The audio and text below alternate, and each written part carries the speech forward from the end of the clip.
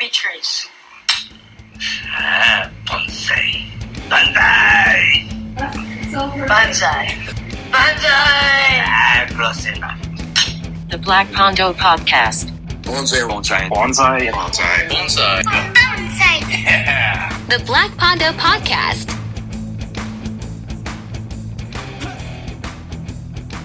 If anything, this podcast is cool because it gives me an excuse to sit down and talk with cool people about bonsai, which I normally wouldn't get the chance to. And you are definitely one of those cool people. And I know we've known each other for a long time, but it's great to take the time to get to sit down and pick your brain and talk with you about bonsai and everything. So I really, really appreciate you jumping on. Yeah, I really appreciate you having me. This is my second one that I've done. I've done one with Eric on his podcast, and so it was really cool to be able to do this. So I appreciate you having me. Absolutely, I listened to that episode. It was a great one. I really enjoyed it. Yeah, it was my first one, so it's kind of hopefully I'll do better this time. Awesome. Cool. Well, I guess there's several things that I would love to dive into with you.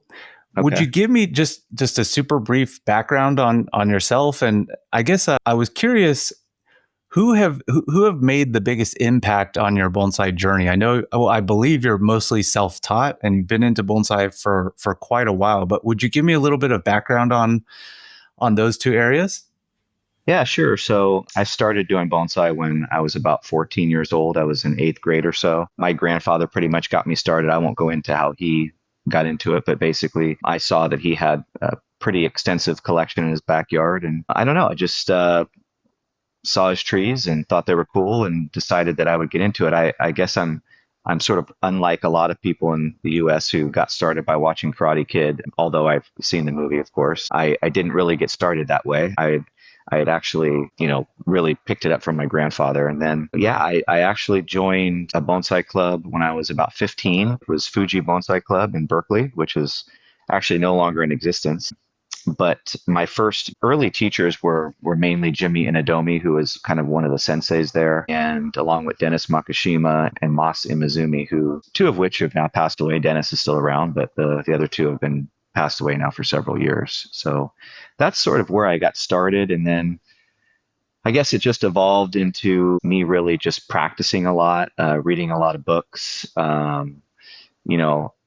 I wasn't as fortunate as some of the folks nowadays with bonsai. We have so many different avenues to learn from, and there's so many great professionals in the United States now that we can take classes from. And when I was getting started, it was mainly just the old Japanese folks that were teaching, and Kathy Shaner was around, but that was pretty much the only professional in my area that I had access to until maybe a few years into my journey. And then Boone kind of hit the scene, and I did some classes with him alone over the years, kind of sporadically. But I guess for me, I just really enjoyed doing bonsai myself in my backyard and kind of just geeking out on it myself, Yeah. Okay. So you really haven't had one set teacher. It's really been kind of learning from lots of different areas and a lot of working yourself or working on trees yourself, and a lot of being self-taught. Is that correct? Yeah, I would say so. I mean, I've had multiple teachers throughout the years, but no one for any super extensive period of time. I guess I used to go to shows a lot, and whenever there were big name, artists coming into town, I would always, try to go and watch their demonstrations, study their work. And I'm a big visual learner. So for me, with wiring, for example, I mean, I picked it up pretty quickly. I mean, obviously, I'm sure, as with all of us, we could always use some pointers or learn new techniques with wiring. But a lot of my wiring is just from practice and from just looking at other people's work. And it's pretty easy to tell who does bad work and who does good work just by looking at it. You can kind of tell. So that's how for me, a lot of bonsai was just visually picking things up. And that's kind of how I've always been. I can kind of see, especially when it comes to bonsai, I can kind of see something done one time, and then I won't say I'm perfect at it, but I can do it, and usually after a few tries, do it pretty well. So I think I'm fortunate in that respect, because I know trying to teach wiring to people, there's some folks where they just never pick it up. It's just not there. The hand-eye coordination isn't there, so it's tough. But yeah, I mean, I think just a really visual learner is something that I've always, with bonsai especially. So. Yeah, well, that's very evident. Your wiring is very clean. I've always been super impressed by your wiring and styling. And I think it's also evident that you won that Joshua Roth contest. What was that, 2023? Yeah, I was at the GSBF convention in 2023. Yeah, great work there. Congratulations on winning that. And I've always been very impressed with your work. And I think even more so that you haven't had that traditional apprenticeship, or even maybe like a set one teacher for a long period of time. So awesome. Yeah, thank you. I appreciate it. It was quite an honor. And, I just, I guess, applied all the techniques I've learned over the years. And really, when it comes down to it, just styling a tree, and I'll attribute this a lot to Boone, is just the structural work. That's the most important part, and not trying to, although with junipers you can get away with it a little bit more than with other trees, but just placing branches where they originate, and trying to create a good hierarchy of branches, like not trying to make the apex out of the highest part of the tree, and not like bringing a branch up from the side that has other branches, that are higher than that. And so your overall structure just turns crappy over the years. So I guess when I've styled that tree in a competition, I just try to think, okay, let me find the best line from the base of the tree to the apex, and try to create taper in the branches by cutting back. And, of course, if it was my own tree and I wasn't doing a competition, I probably would have cut it back a little bit more to try and push the pads further back into the tree. But for sake of the competition, I think I was trying to create more of a visually appealing tree immediately, which to be quite honest, I don't like to do. But I think that was the nature of the competition. So I think if I would have tried to do it on a more slower approach, maybe the finished product wouldn't have been so good. Yeah, I really like that you bring up the point about not or setting really good quality structure. And I think all the points that you made were very logical and intelligent. And I agree wholeheartedly there. I feel like structure is extremely important. And especially with junipers, it seems like with junipers, it's easy to get away because you can make the foliage hide everything. Right. But I'm not a fan of the spaghetti, bringing branches all over the place to create poor structure and fill the tree in. I don't like that. However, I do think that a little bit of that is okay, but it has to be in decent taste. Sure. And it can't just be all over the place. And I do think that there are some people that they cheat a little too much with that structure, and I'm not a massive fan of that strategy. Yeah, I mean, and I'll kind of dovetail off that and just say that's sort of why I guess I have to be careful with what I say, but I don't. I guess I'll just say I don't, and that's why I don't like doing demos. I like to take my time, and I like to, even though I can wire quickly, I don't feel like my best work is done under a 2-hour time constraint. And that's why I really like the competition. We had all day, and I didn't feel rushed. I didn't feel like I had to make really quick decisions. I felt like I could really look at the tree and study it and find the best lines. But yeah, I agree with you. Too often I see demonstrations where the overall silhouette looks, really good. But then when you look underneath it, it's like, it's kind of a mess with branches just crossing over each other and originating from the back of the tree to the front and front to the back. And it's just like, oh my gosh, it's just kind of I just look at it and go, this is pretty now, but 3, 4, 5, 7 years down the road, all I'm going to have to do is just recreate all of this all over again. And it just creates a headache, and I think that also sort of sends the wrong message to people that are new in bonsai, because they look at that and they think, oh, it's such a pretty finished, demonstration tree, but I don't think they're getting the right instruction, I guess, per se, when they see that. So that's kind of why I don't like demos. Yeah, I totally agree with you 100% in all those areas right there. And yeah, what information are we giving to new people getting into bonsai?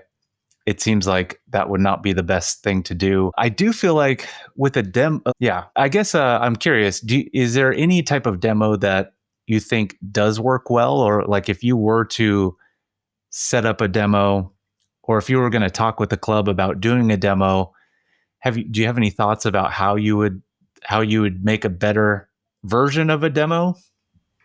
Yeah, I do actually, and I've kind of mentioned these things a few times, and the clubs don't seem to like it because I don't think it kind of all boils down to like a money thing. They want to make money, and I totally get that. That makes complete sense. For me, I think the best thing for demonstrations would be to do like a demo on a technique, like rather than styling a tree, maybe.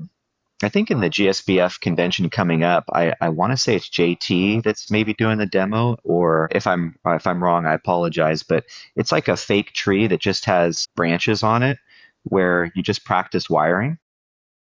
Interesting. And I think that would be really cool because you could truly show the wiring because there's no living foliage on it. There's nothing to block the view, so people could really see, transitioning from like structural wire to medium gauge wire to smaller wire towards the tips, grafting, air layering, defoliation, thinning a juniper, decandling a pine, all those repotting, and maybe repotting more of a established tree opposed to like a Yamadori going into a bonsai pot for the first time, because those are obviously two like very different ways of repotting. And soil mixes, talking about that, like those are all things that I think would be super informative. We just need to figure out a way to make money off it for the clubs. Yeah. But in terms of like demos, the only model that I think really works well is what they do at the Trophy in Belgium, how they have like really, really awesome material, like stuff that you and I would be like, chomping at the bit to get just to have in our own collection. They pretty much start in the morning and they go all day, kind of like I did for the competition. It's like a 6, 7, 8 hour thing, and the different artists talk about what their plan is, and then they go about it. People can come and go as they please. They can sit for an hour, take a break, come back for the finish, whatever they want to do. But I think that's a little bit better because it gives the artist the ability to really like take their time and focus and not have to like pump out a finished tree in an hour or two. Totally. Yeah, I like that they have multiple people up there as well. So, there's just, if you're really working on a tree, sometimes during that process, it's not the most exciting thing. And so, Right. Hey, maybe I want to watch, this person wire for a little bit, but then I want to see how they're cutting back this other tree. And it kind of takes the pressure off of just one individual. So I like the model that they work on, that they do over there as well. Yeah, for sure. And it's different artists. Usually they have like a European artist, they'll have a Japanese artist, an American artist. And so you're getting like, different types of work or different approaches, I guess I would say, to the work. Typically, usually all of the trees turn out really nice, but different stylistic approaches, to bonsai. And so I think that's good. And the different species that are worked on, I think is really cool. It's not always just like, a row of junipers. It's usually like a juniper and a pine, or, it's not just the same tree. It's like here, I feel like when we have our conventions, it's like, okay, it's a California juniper or it's a Sierra juniper, like every time. And you're like, okay, great, but maybe something else would be cool also. For sure. Yeah, the demo is interesting. And like I get where it originated. And it's really fun to see a before and after of a tree that just looks all raw and unkempt and not cleaned up yet. And then take that and then make it into a beautiful bonsai with everything wired out, all the live veins cleaned up, the deadwood cleaned up. But realistically, I feel like there are many steps in that process. And usually demos don't give enough time to even do like one of those processes.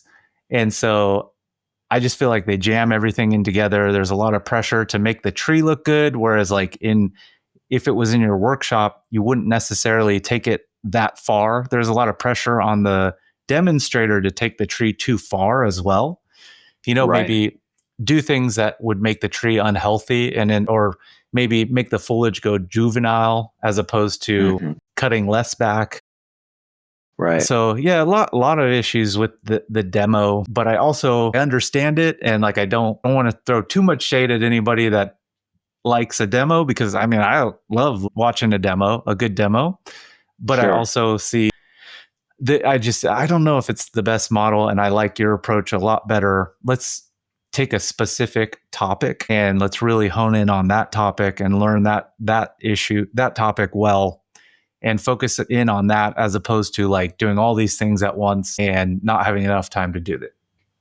Yeah, and I agree with you too. Like I also enjoy a good demo. I mean, that's really what I grew up in bonsai watching, was demos, and I saw good ones, I saw bad ones, I saw kind of in between. And yeah, no, I mean, demos are great. It's just that I don't feel like you truly get all the skill of the artist, because they're kind of, like you said, they're kind of rushed and forced to kind of produce a product that looks good.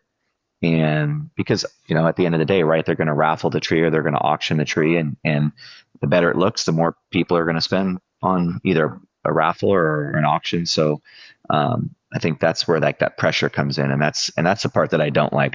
I don't like creating bonsai under pressure. Just not fun. It's not fun to do it that way. So, yeah.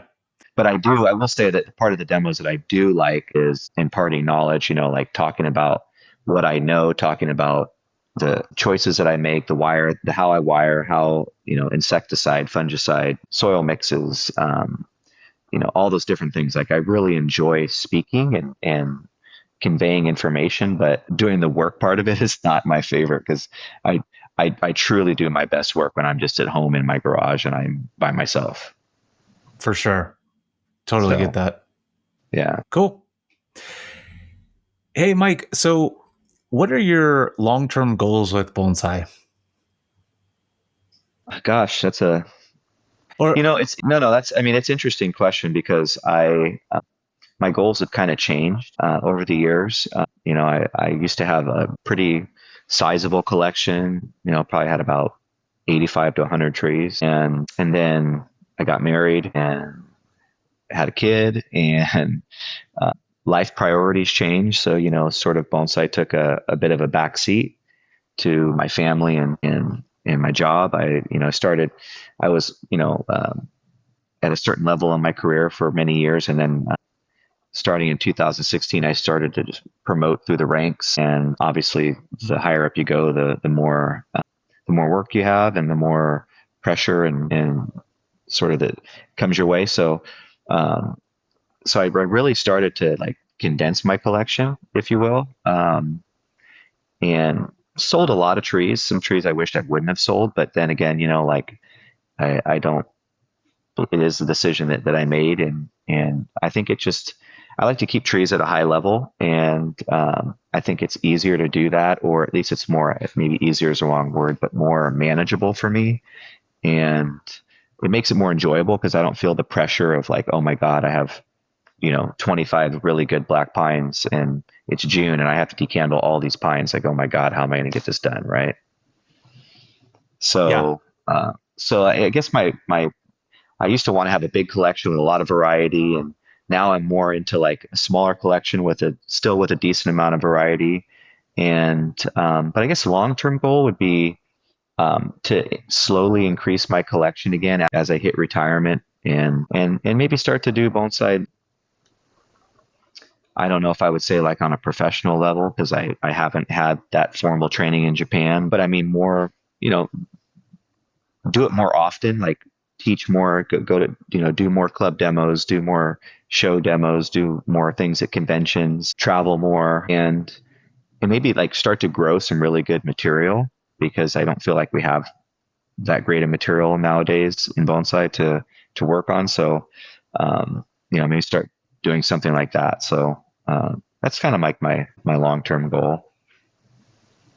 Nice. I love all that. I kind of feel like I'm maybe in the same boat to some degree. After my career ends, I would like to transition into bonsai, and I don't know exactly what that looks like, but there's probably going to be some teaching, some growing, some, I don't know, a lot of just spending time with my trees, hopefully. And I'm really looking Yeah. forward to that. Yeah. And I will say, like, another long-term goal is to have my backyard look like a combination of yours and Sam Tan's. They're both like super well done gardens, and even though I haven't been to your place, I've been to Sam's, but I've seen pictures and I can kind of visualize what you have going on there. And of course, I know your trees. So, I mean, my long-term goal is to redo my backyard and get it kind of fancied up, because I would like to have, even as I expand my collection as I get older, but in retirement, I still don't really want to have more than about 30 trees. Like, I think that's like a good number to, it's enough to keep you busy, to keep you dangerous, but not enough to like overwhelm you, to where you can still have a life and go on vacation with your family and do things with friends and stuff. And because bonsai is a big part of my life, but it's not, my whole life, obviously. For sure. For sure. Yeah, no, I think that's a good number of trees, and depends on the size of them, but it's a good number. Yeah, for sure. For sure. So, okay, another question for you. I was just thinking about this the other day, is like, is it weird that we are into bonsai? And I feel like part of this, I don't want you to take offense to this, but you almost look like a guy that wouldn't be so into bonsai.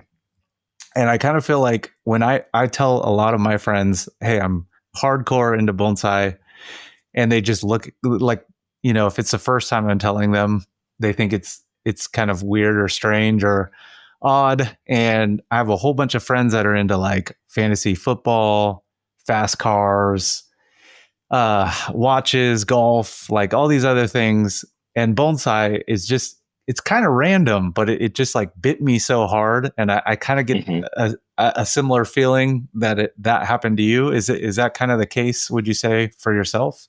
Yeah, I'd say 100%. Just as a side note, I'm into golf and watches too. So I unfortunately have 3 really expensive hobbies. But yeah, no, I've got that same exact thing. I can't really explain why it bit me so hard. I think I'm in the same boat with you. I don't really know what about it. I can't really say it's any one thing. It's probably a combination of things.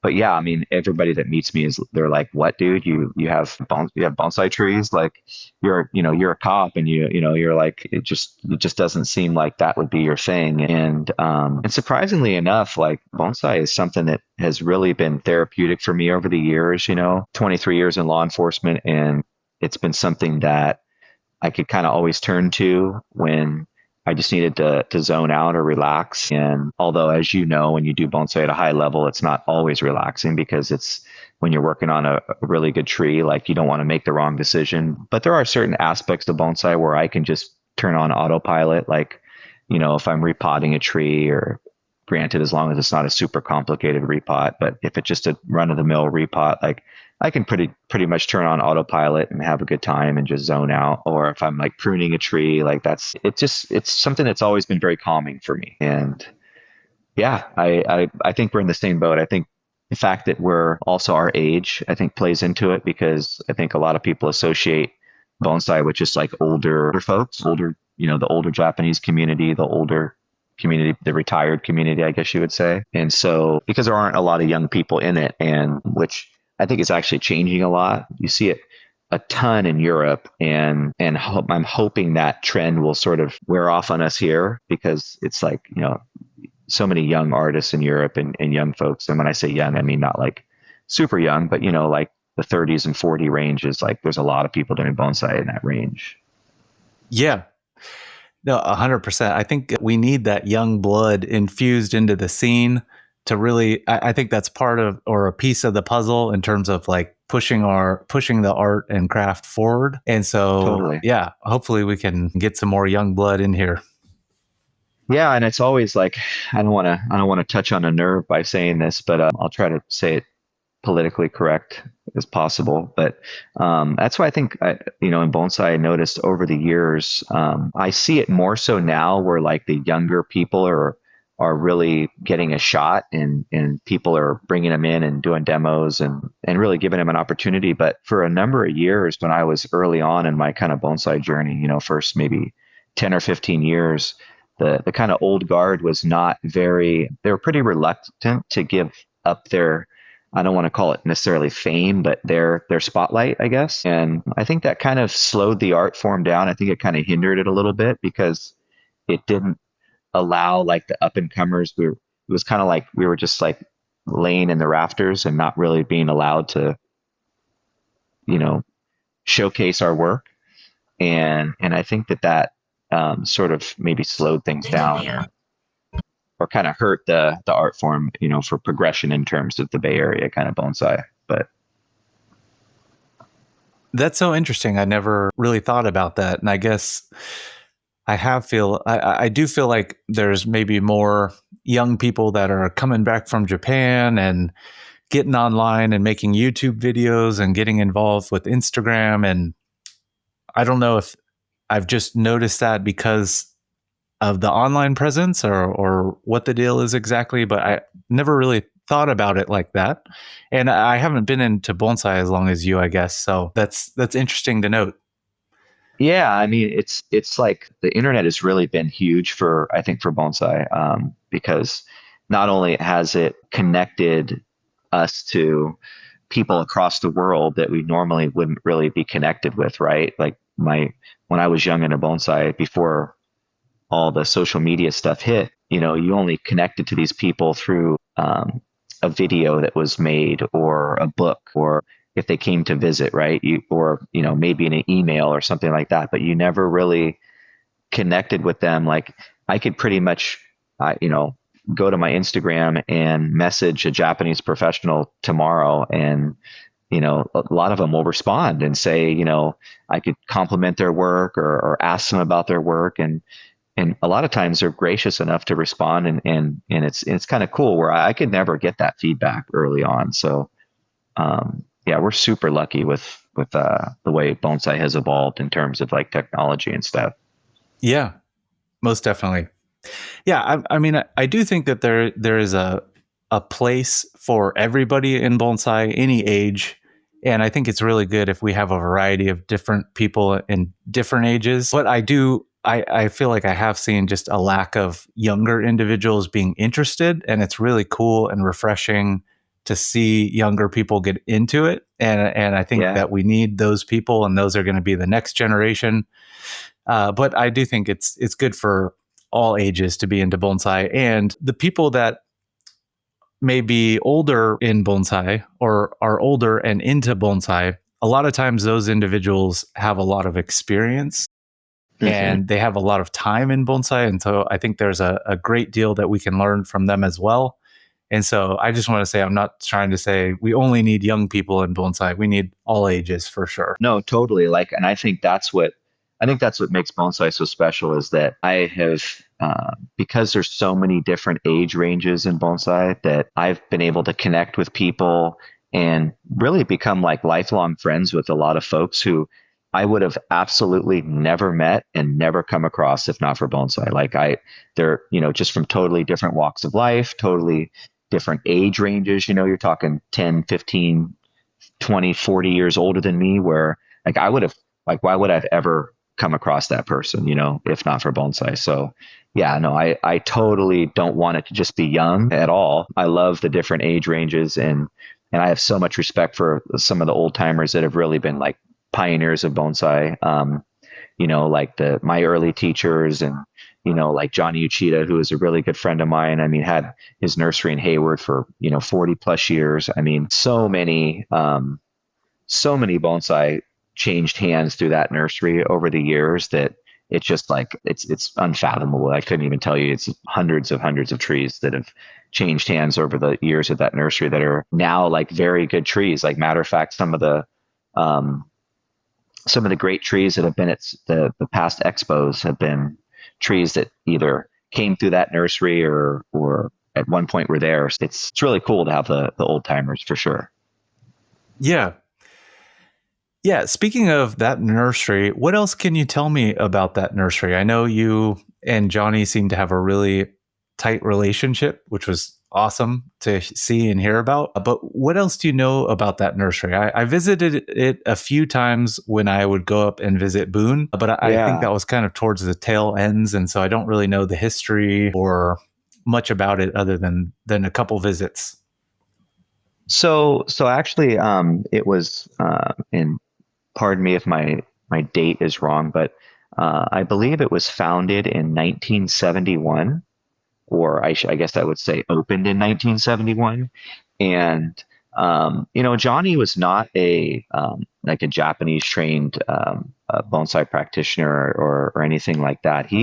His main focus was Japanese landscape design. So although I think he made a lot of money in bonsai as well, but I think that his initial focus was, as a florist, and he had that just sort of evolved into a bonsai nursery. And, I think a lot of his money he made early on was as a result of his landscape business. And then I think he was one of the earlier members of a lot of the long-standing bonsai clubs like Fuji Bonsai Club, Yamato Bonsai Kai in Hayward. And then I know Johnny kind of evolved into teaching at the adult school, teaching bonsai classes there. I think it was in San Lorenzo, if I'm not mistaken. And it was like a night school basically, and he taught bonsai there. Obviously was a sensei at Yamato for many years, but Johnny was like I met him when I was 15. My grandfather took me to his nursery one day, and I think that just started our friendship. And I was kind of hooked as soon as I got my driver's license at 16. I was pretty much driving there like once a week, if not, usually like once a week. I would say 3 or 4 times a month, and maybe more. And because it was like the only bonsai nursery around, and that was close to me, and it was. I could go there and work on trees, and Johnny was really gracious too. Like he knew where his limitations were, and as I started to get better with bonsai, like he would say, like, hey, you wire better than me. You wire my tree for me. I'm like, okay, why not? So awesome. It was really cool, and then we just became very good friends, and he used to call me his little boy. Is like a kind of like a son, like a father figure, and it was I think a special relationship that we had. He's just a very just a really sweet guy, genuine guy, wore his heart on his sleeve, and I don't think there's too many people that met Johnny that didn't like him. Yeah. Always seemed like a really great guy when I met him. I just didn't get to spend very much time with him, but that's some really cool stories that you have there. And it sounds like you guys had a really awesome relationship. You have a couple of his trees now, or he passed a couple trees down to you, or just one? Yeah. So I have, so the tree actually originated, with Jimmy and Adomi. So Jimmy collected, it's a Sierra juniper that he collected, I want to say mid to late 70s. I don't know the exact date, but it was definitely a tree he collected long ago. And he had it for many years in his collection. And then when Jimmy started to get older, Johnny purchased a tree from him. And I believe Johnny had it for around 10 or 12 years. And then I purchased it from Johnny in 2017. So I've had it now for about 8 years.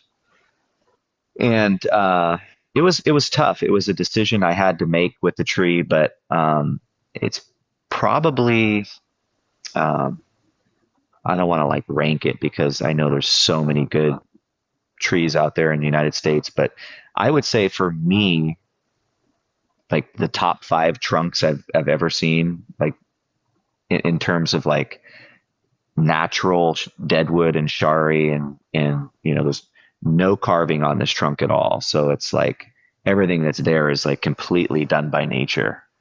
And all the interest is in like the lower portion of the tree. So I made the decision to graft it. And it was a tough decision because the native foliage looked really nice and I had it pretty dialed in. But I just realized like that the tree was too tall for the trunk. It was the foliage was too far away from the main focal point of the tree. And so back in kind of like 2021, I think I made the decision to bring it to Peter T to help me with approach grafting it.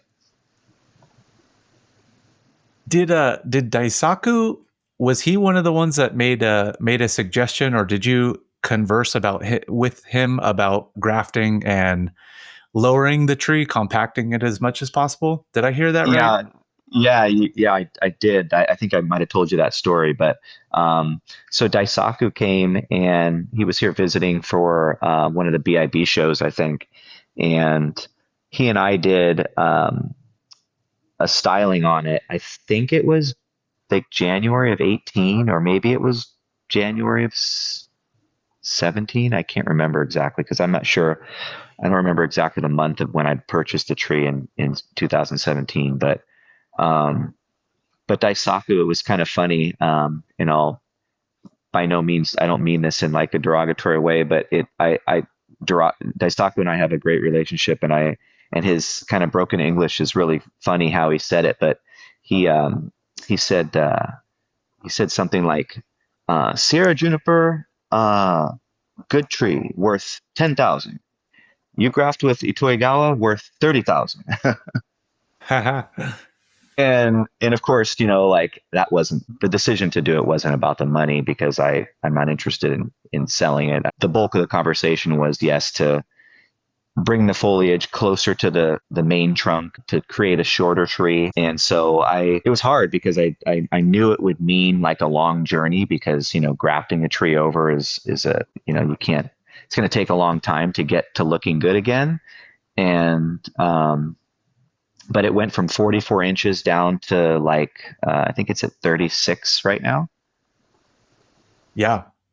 And so I just, I thought about it and I really trust what he has to say and his opinion. And obviously he's an extremely talented bonsai master. And so between him and Peter T's advice, I was like, well, if two guys that I really respect are telling me I should do this, then, and I'm leaning towards it as well, I can't imagine the three of us are wrong. So let's do it. Yeah. Well, I think you made the right decision there. And I feel like often with junipers, it makes a lot of sense to compact the tree more. Like, I feel like I tend to like that look better. And I think that with your tree in particular, it just really is going to frame the deadwood a whole lot better, like the foliage being lower. And it created a really cool, like, tension on top. So yeah. What was left is really interesting and cool. And I think just overall, I love Sierra juniper foliage. I want at least one Sierra juniper with its native foliage, and that tree looked like it had really nice Sierra foliage, genetically speaking. However, you can't beat the Itoigawa, and I know on a couple episodes with Peter T, he really dived deep into that whole subject, but I think you made a great choice there. Yeah, thank you. And I definitely won't. Peter did a far better job of explaining it than I could. And I know he already did that. It's tough because I know a lot of people love the native foliage, but I actually was told many years ago, probably about 20 years ago, I was at a workshop at Jim Gremmel's nursery up in Occidental, and Marco Invernizzi was here visiting, and I brought like a Sierra juniper to work on with him, and it was a decent tree, but he told me, he said, if you're smart and you want to get ahead of the game, you should graft any tree you have collected, you should graft it with Kishu or Toigawa. He literally was like, don't waste your time. Just do it now. And 20 years from now, you're going to have like spectacular trees. And I wish I would have listened. Yeah. Good advice. But, it's funny. That being said, I was actually having a conversation with Sam Tan the other day about grafting, because Sam really likes to work on the native foliage, and of course that's his thing. And if that makes him happy, then totally more power to him. But he made a really good point. He was like, a lot of the really prized bonsai, the trees that win like Kokufu expositions are trees that not just have really great trunks, but they have really aged branching. And that's very factually true, right? And that is the only problem with, like approach grafting, like I did with my Sierra, is that probably I might get to see this tree reach some aged branching by the time I'm in my 80s, maybe. But I'll never get to see like the super aged branches. That'll have to be whoever takes it on after me.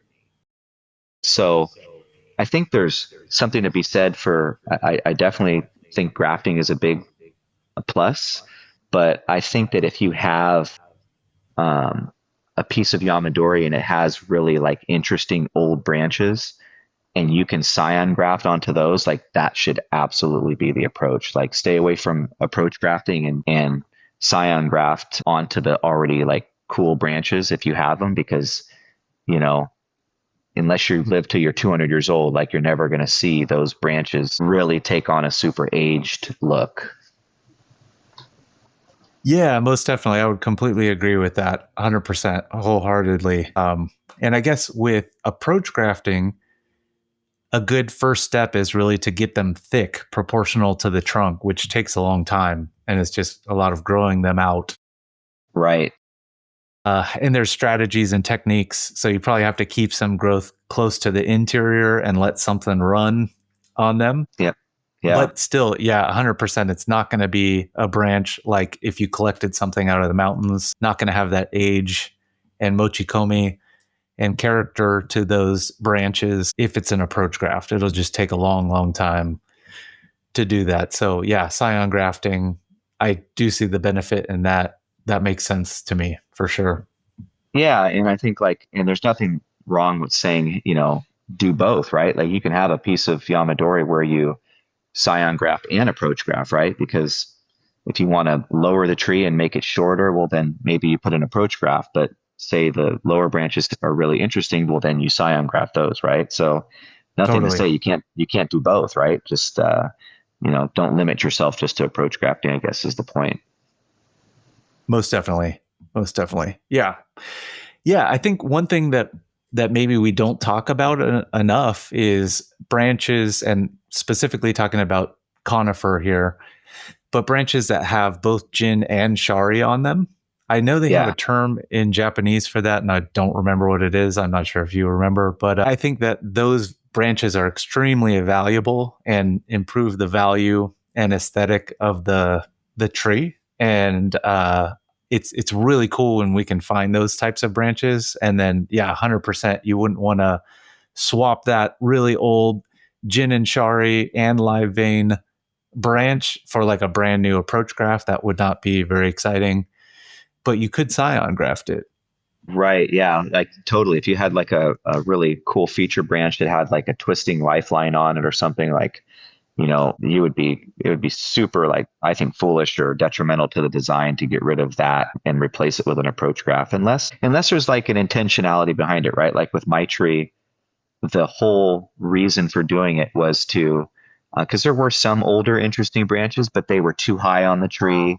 They were too thick, and just keeping them wouldn't have made sense, I guess I would say. And so, that's why I went the way I did. But because Peter and I did talk about that, we talked about, maybe scion grafting in some areas, and then just to achieve the overall aesthetic that I was looking for, like there was no choice but to just approach graft. So, yeah.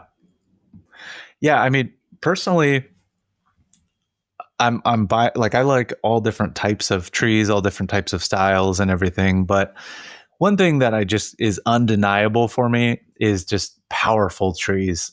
And I feel like the way to make a powerful tree is generally to compact it almost as much as possible. Like there's a point where it's too much, but with a lot of Yamadori, it seems like the way to go is to really compact and frame around the interesting parts.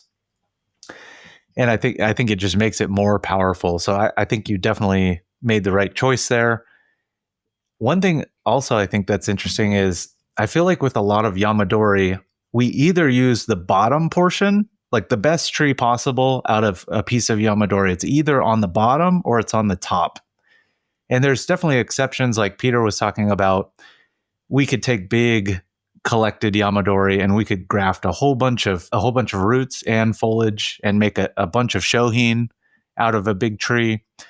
But I feel like generally speaking, either to make the best tree out of a piece of Yamadori, you're either going to compact it or you're going to use the top half, maybe if there's a weak base, and you would potentially root graft and foliage graft, or use the native foliage but root graft. And then so you either use the top or you use the bottom, and either way you're making a shorter, smaller tree out of the material and not necessarily like using foliage that's way up high. Yeah, and I think it just all depends on where the best parts of the base are, where the best shari is, where the best lifeline and deadwood interaction is. I mean, obviously you can't always have the best of all the worlds in the front of the tree, but which is another interesting kind of thing that we can go off on is just there used to be like a belief when I was younger in bonsai that any piece of Yamadori, like if you couldn't see a portion of the lifeline entering the soil, that it looked like a tanuki and it was no good and blah, blah, blah. And a lot of times I would see, like, you look at the back of the tree and you'd be like, wow, the deadwood back here is so impressive and it's so much better than the other side. But the other front would get used solely because there was a lifeline that entered the soil in the front. Although in a perfect world, that's of course the way I would go. Like if I could do that with every piece of Yamadori, I absolutely would. But I also wouldn't do it if it meant sacrificing the best deadwood to the viewer. So for sure, that's just my feeling on that.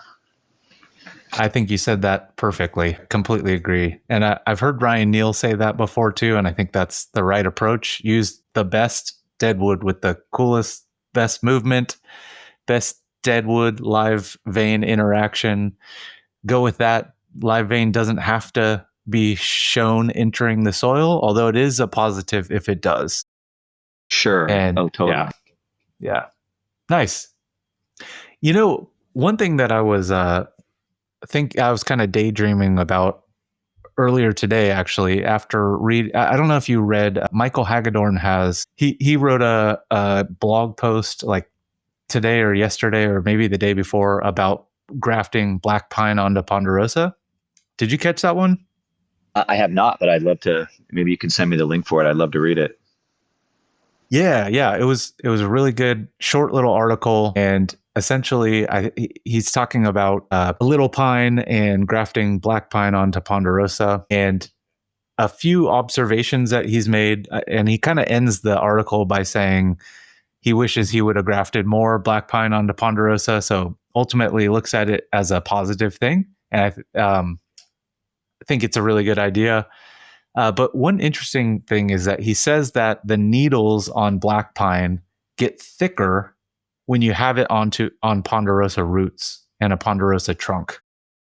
Okay. And that just started making me think. And the reason, he says, is he thinks that black pine on its own roots is not as strong and vigorous and powerful as black pine grafted onto ponderosa. So the ponderosa pine roots make the foliage stronger and different. It makes it change, right? So they're thicker needles when it's grafted onto ponderosa. Okay, interesting. Yeah, I thought that was very interesting. And it made me think that when we root graft onto junipers, this is random daydreaming, I think that like a lot of times I see people grafting Ito-Ogawa or Kishu onto junipers, like onto Sierra junipers, using the roots. Okay. And I think that works, but it made me just wonder, and it made me think like, okay, well, if black pine gets stronger and thicker needles on ponderosa base with ponderosa roots, well, we should probably be grafting the strongest juniper roots possible onto our native junipers if we're going to root graft. And then I was also thinking about like, okay, well, with fruit trees, they always graft a different rootstock onto whatever fruit tree you want. Right. And a lot of times it will make it like more cold hardy, or it will be more repellent of like non-beneficial nematodes, or will have some advantage of grafting different roots, and it will make the tree grow stronger ultimately. And so I was just thinking, like, if I was going to root graft a Sierra juniper, for me, Sierra juniper grow really strong, and I wonder if I should be grafting Sierra juniper roots onto a Sierra juniper trunk. Yeah, I've heard this discussed with, because I've been a member of Mirai Live since its inception, and Ryan's a really good teacher. Well, obviously his work is great too, but he's a really good teacher when it comes to like explaining things. And I remember on a similar line to what you're speaking about, he discussed about how when he was talking about soil mixes and how the coarseness of roots kind of directly relate to the coarseness of the foliage. So like, in other words, if you have roots growing very vigorously and very coarse, that you're going to have that the foliage will sort of take on a more coarser appearance as well. And similarly, like if you have a finer root structure, that you'll have finer growth. And I think, and I've noticed that over the years with like Sierra or California, like if you change your soil mix a little bit, and like the 1-1-1 mix that Boone uses is excellent and works really well for just general growing of bonsai. But I think if you have a tree that's in refinement and you want to try and compact the foliage, and it's a native species, let's say, because it's like a Kishori Toigawa is going to compact pretty easily on its own. If you want those native species, that you need to kind of slow those roots or have them bifurcate and become finer, and then they sort of mimic. So maybe that's a similar reason to why the black pine takes on or starts to get thicker needles that Michael's talking about, in terms of like, because the ponderosa roots are obviously coarser than a black pine. And so maybe that's why it happens. I'm not a horticulturalist, so I couldn't speak in terms of like scientifically why it's happening, but I guess if you just look at it in terms of that makes sense to me. Yeah. That's interesting. And now you got me thinking, well, if you wanted finer Sierra juniper foliage, what if you grafted Itogawa roots onto it? Would your foliage get much finer or not? I don't know. I really don't know. I've never tried it. Might be a good experiment for you. Absolutely. And I think one thing about bonsai is like, it takes so much time and experience.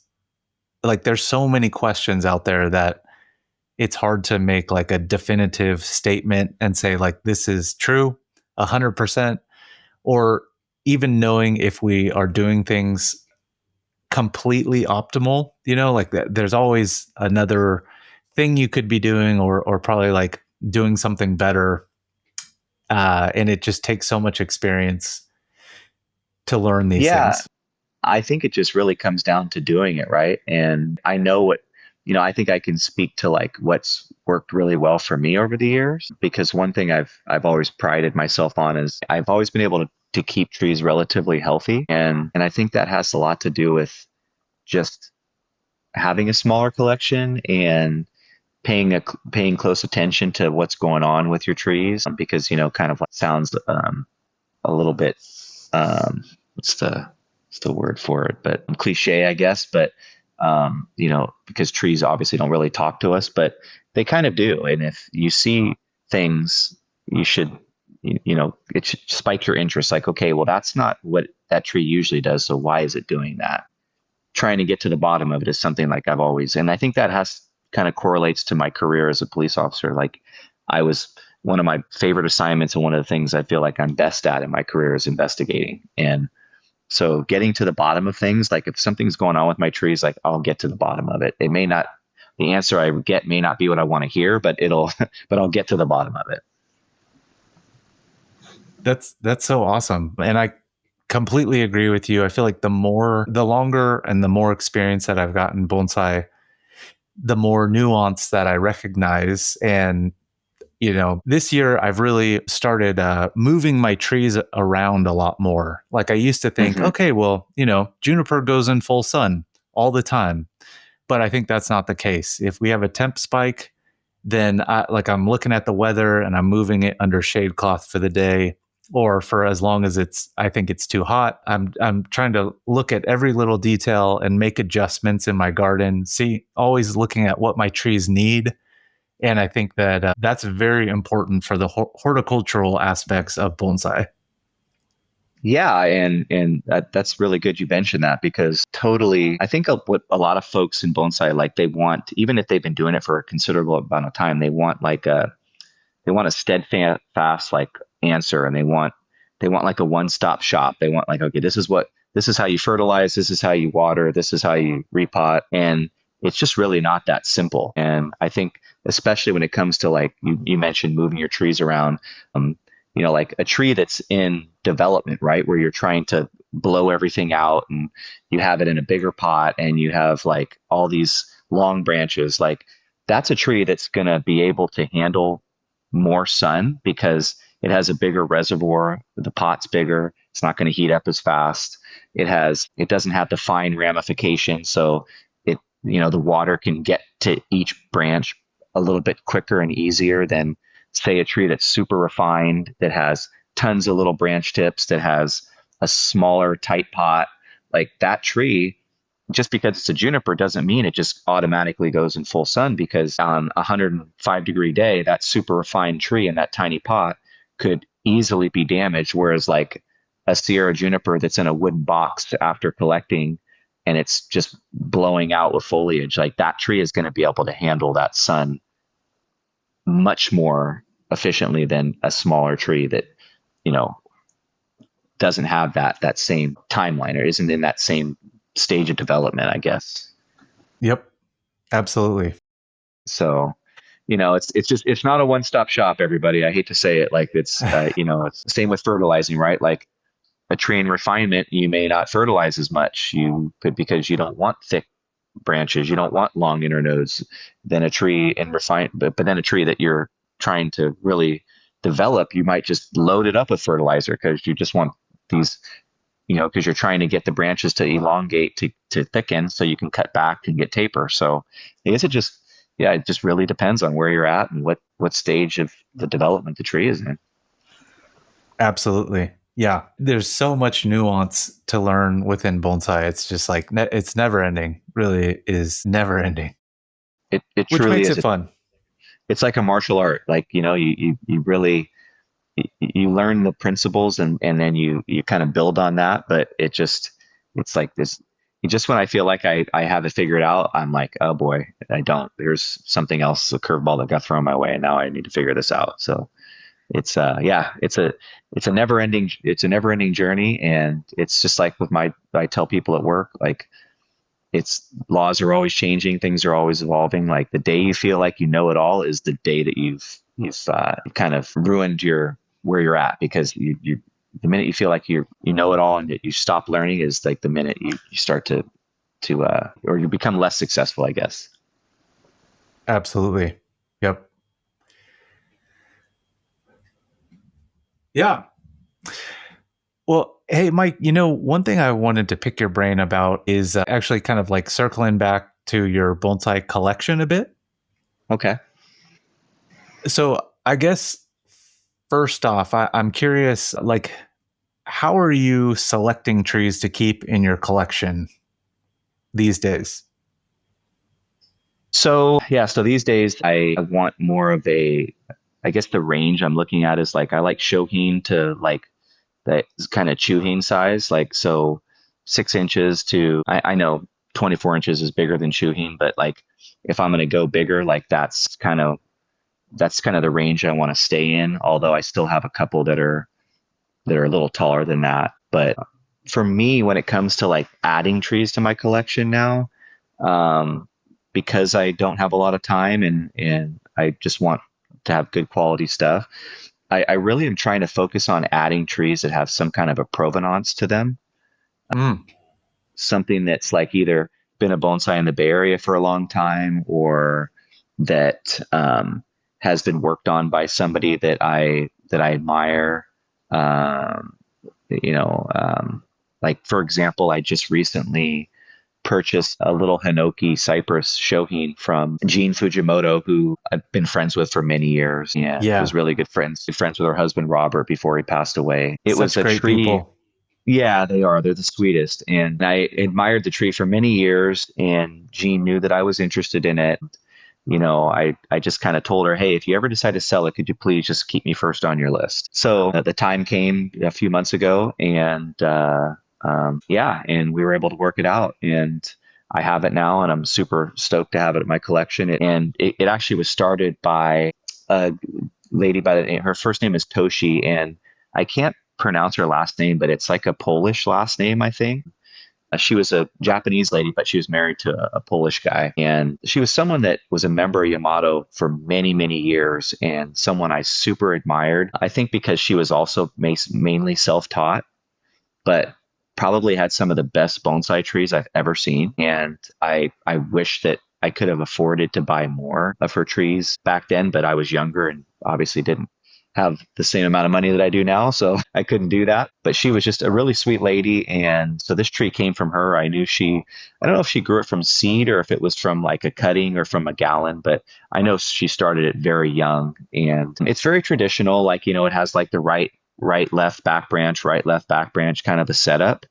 But it's structurally put together like pretty much perfectly. And, it's has that branch, like that first branch, like that's starting 1/3 the height of the tree. So it's very traditional in that sense, but like it's still super, super well done. And it's really cool to have it because it's a piece of Bay Area history. So it'll be able to stay here with me in the Bay Area for a long time, hopefully. That's so rad. I love that. I want to see a picture of it. And I really like the idea of collecting trees with provenance. Yeah, I mean, it just I think it adds a little bit of just a special touch to the tree, and it's also kind of cool when it's at a show to be able to tell that story to people, and so a lot of the trees I decided to keep sort of have that for me.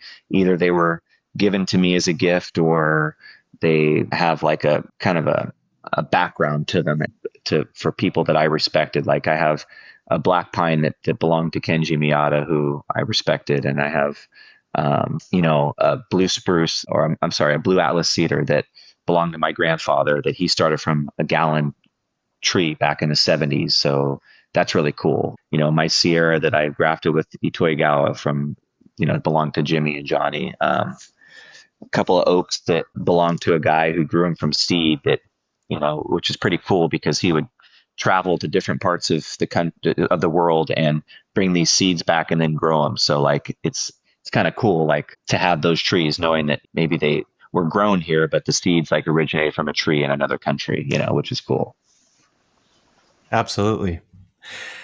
So yeah, one thing that I'm curious about is actually, and this sounds kind of funny almost, but I feel like there's kind of like, at least in the United States, there's like strategy when it comes to creating a good bonsai collection, because you can't just go, there's not even really that many bonsai nurseries that you can just go in and buy really nice trees. You can't, I mean, there's some places that you can. Peter T sells a lot of good trees, but I feel like, let's say if you want to make a really nice collection, there's almost like strategy in how you create that collection and the things that you have to do. I feel like one of the things that I've noticed about you is that I think you're good with people, you're confident, you'll go and talk with people. And I think you build relationships with people. And I think that's a lot of, or some of the strategy that's involved in creating a nice collection.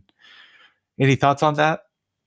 Yeah, I mean, I think, and that's something that I think about a lot with my own collection is, what's gonna happen to my trees one day when I'm gone. My hope is obviously that my son is into it and that I could just do a one-stop shop and leave everything to him. But the reality is he might not be. So, my wife is younger than me, and I've often talked to her about, like, hey, don't let me be one of those people that hangs on to my trees for too long and I'm super old and they start to die, and let's get rid of them and get them off to the right hands. And so I think that's I think that's good, low to establish relationships. And for one reason or another, like, there's a lot of older people in bonsai and I think it's good to establish relationships with them because it gives you the opportunity because a lot of older folks in bonsai, they don't want their, sometimes it's about the money, but other times it's not about that. It's about just, they want their trees to go to the right people. And I think that when you establish those relationships, it kind of enables you to get the opportunity to buy a good tree from folks that are, as they age, like for example, with the Hinoki that I got, like I don't know that I would have had that opportunity if I didn't have the friendship that I built over the years with Gene and Robert. And so I think that's really cool. And I try to do the same thing, like I hope that as I age, there's younger people in bonsai that I can become friends with, that if, my son doesn't want my trees, that they're people that I could confidently give them to or sell them to that I know will move them forward in a good direction and keep them going. Because that's obviously what we need here in the United States that we don't have, that Japan does, is we don't have the decades or the years, centuries of bonsai being passed down and through generations. So I think that'd be really cool to get that happening if we can. Yeah, no, some great points there. I think we do see too many people who unfortunately, like maybe towards the end of their life, don't have a plan in place for their trees, and it's not a fun topic to talk about. So no, not something, for sure. not something I love to talk about, but I do think it's important. And I'll basically like state it publicly right now. I want to make sure my trees have a plan in place after I'm gone. And I think it's really important that they live on longer than me. And I want to do everything possible to make sure that happens and they get passed to good people. So I think that's just such a great point that you made there. Yeah, and I know you, and I'll leave it there too. I think I'm 100% in agreement with you, and that's exactly where I'm at with my trees. And I know you talked about it on your podcast with Aaron Packard, and I think that's what is really great about some of these collections too, because if I don't have, if my son isn't interested in it, and there's particular trees that I want to kind of live on in my memory or whatever, it's nice to have these really great collections, like the collection in Seattle, I think is one of the best ones in the country. So I think it'd be really cool to one day have a tree there if Yeah, absolutely. Yeah. It's interesting. I feel like in the US, I think bonsai gets me excited because you don't necessarily need to go out and spend like some crazy amount of money to have some really, really nice trees. And I think maybe in Japan, it's not so much like that. Like it's more like if you want to have let's say your goal is like, I want to have the nicest trees in Japan, like you're going to be paying millions of dollars. Sure. Whereas in the United States, of course, money helps everything. It makes things much easier. However, I do think that there's something to be said about the United States and having a younger bonsai culture and having all the awesome Yamadori that we have, where I think that at a much lower price point, you can enter the game, or Right. you can go out and collect things yourself. And it's exciting to me that I don't think that you need quite as much money as you do in Japan. And I think we have that makes me really excited, and I'm stoked about that. Would you say you feel a similar way? Yeah, I think so. I will say that I've noticed bonsai getting more expensive over the years. A lot of that just has to do with, as time passes, right? Things get more expensive, and I totally get that. But I think materials getting a little bit more scarce. I know one of the things I've noticed over the years is like some of the auctions. I can remember, like when BIB was still around, like they would have their auction, and that obviously had like a lot of great trees. And then some of the collections have had auctions over the years. And I guess I don't mean to bag on them because it's not their fault, but you only get what you get, right? But I've noticed that the auctions at a lot of the collections, they've started to have fewer and fewer quality trees. And several years ago when they first started, the trees were like much better, it seemed. And I think maybe that has to do with people just wanting to hang on to their trees now because maybe there isn't as much material. But I just remember like much better quality stuff several years ago. And now it's kind of like, it's almost discouraging because it's like, do I want to go? Probably not going to be anything there that I want, but you never know. Maybe there'll be a couple good trees. Yeah.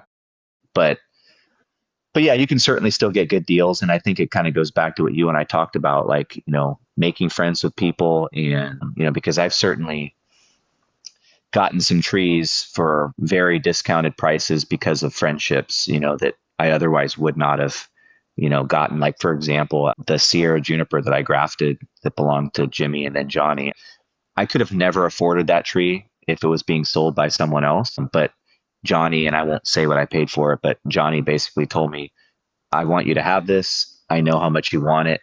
Tell me what you can afford and we'll make it work.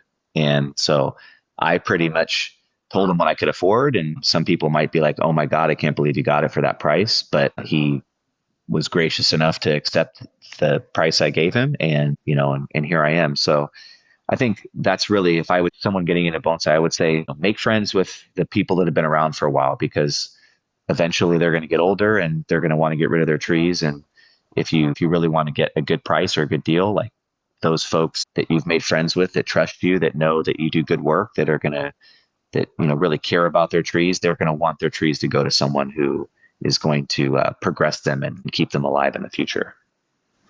Yeah. Yeah, most definitely. It's really awesome, your story about getting that Sierra juniper. But yeah, I think with acquiring a really high quality collection of bonsai, it's about really getting into the bonsai scene and like understanding who has what and who's collecting what and who has what for sale. And then there's also just like a big time element. Like, it just takes time to get really good bonsai trees. And then I also think it's really about both like building relationships with people, but then also just being a quality individual and having good communication skills with people and doing what you say you're going to do and having a good reputation in the community. I think those are all very important things, because I kind of think it's really hard to just, even if I have a good amount of money, like there's not just a bonsai store with, Pacific Bonsai Expo winning trees out there that I can go and spend money at. I feel like you got to like figure out who to go to and who to talk to, and it's complicated and fun. Yeah, it's like it's kind of like, it's not necessarily what you know, it's who you know, right? And I think that's just life in general, right? I mean, if you want a job with a particular company, right? I mean, you can have all the education in the world, but if you and I are going in for the job and the owner of the company, has known you and has seen you grow up as a kid, like, you're probably going to get the nod over me, right? I mean, that's just the way the world works. And so yeah, I think that's really important. And I think it's also important, like to do good work and to have people see that your level of seriousness about it, because that also kind of plays into, being able to get good trees. And because obviously, right, if you have the money, you could pretty much do what you want. But at the end of the day, if people see you as someone who just buys trees and kills them the next day, you're probably not going to be very well respected. And they're probably not going to want their really good trees to go to you, because especially once they've worked on for many years, because they just have so much passion and hard work put into them, to just let them kind of just perish, just because of the money. Oh yeah, for sure. So yeah, I think it's really interesting that there's kind of like, there's individuals and they specialize in particular things. Mm-hmm. If I say, hey, Mike, like I really want to find like a Yamadori oak, like I feel like you know who to go to. Or if I really want a really nice Rocky Mountain juniper, like here's the 2 or 3 collectors there. Hey, I really want like a nice Korean hornbeam. Okay, here's like the people that you want to go talk to with that. And like each type is going to vary quite a bit. I think that's quite interesting about the U.S. bonsai community. Oh yeah, for sure. And I know, just speaking for myself, like I feel much more confident buying from someone that I know and I have a relationship with. Like for example, like Peter, right?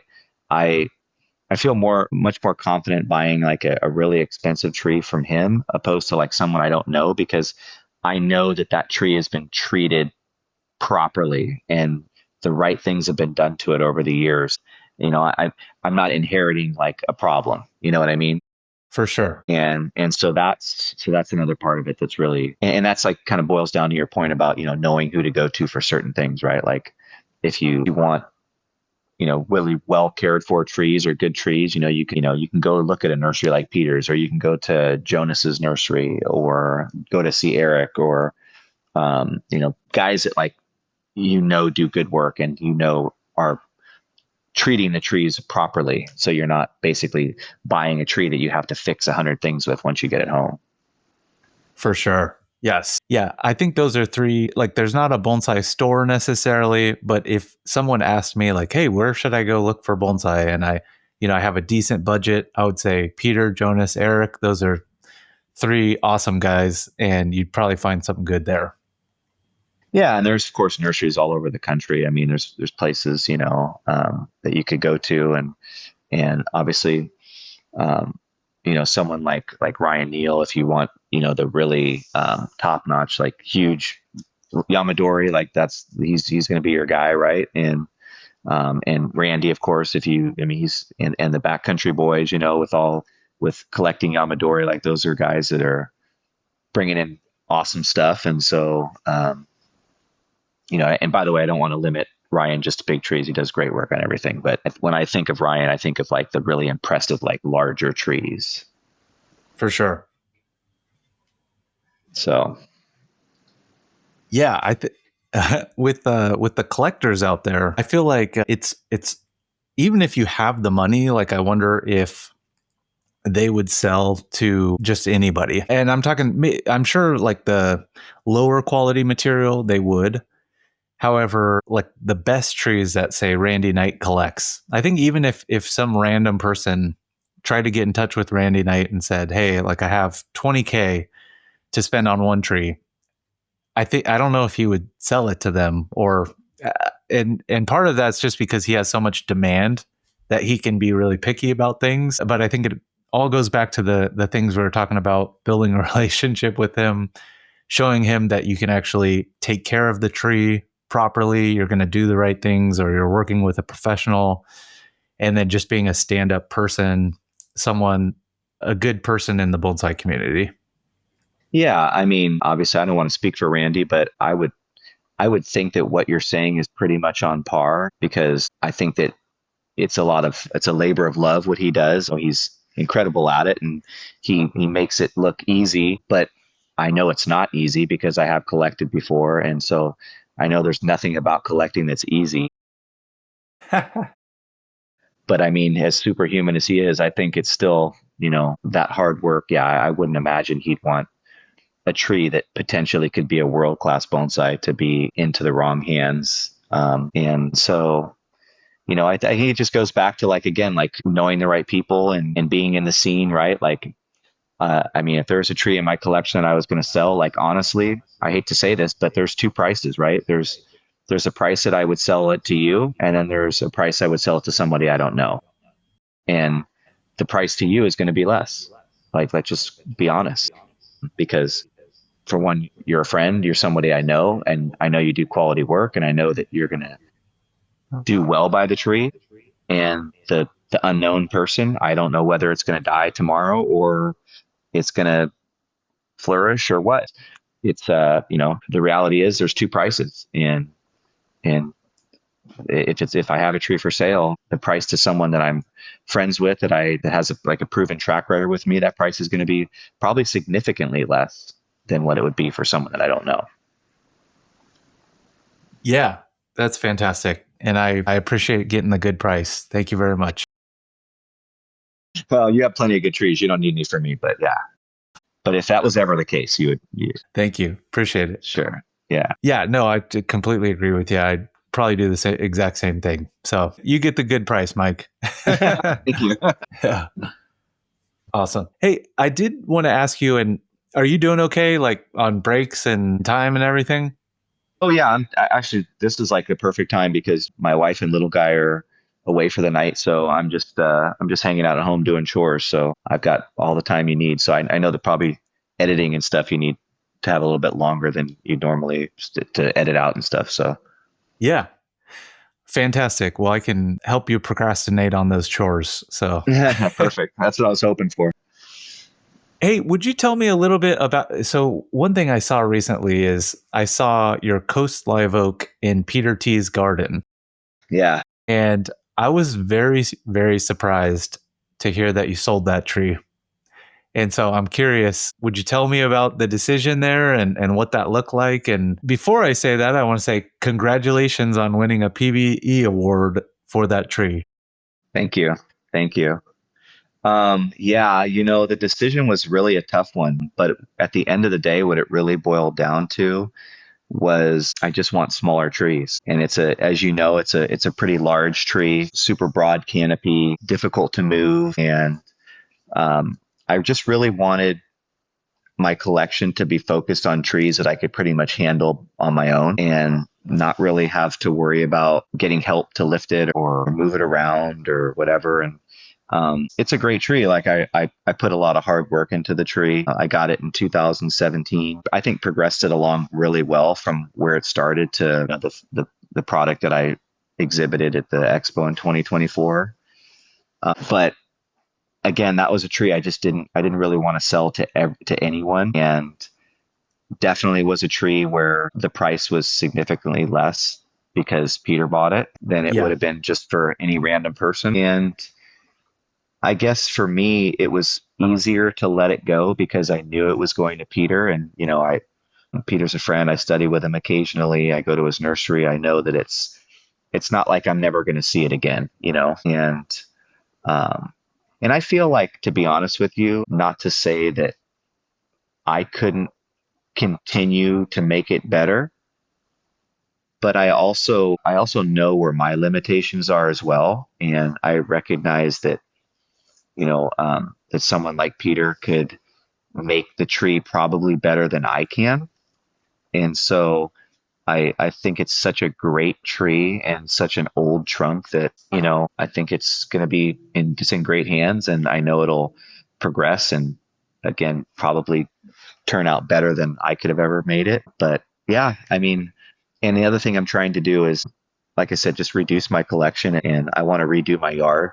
And so, the money I made from that is kind of being saved to sort of re-landscape my backyard and create more of a kind of a collection or more of a setup like you and Sam have, more of a kind of, I guess, museum-esque sort of setting.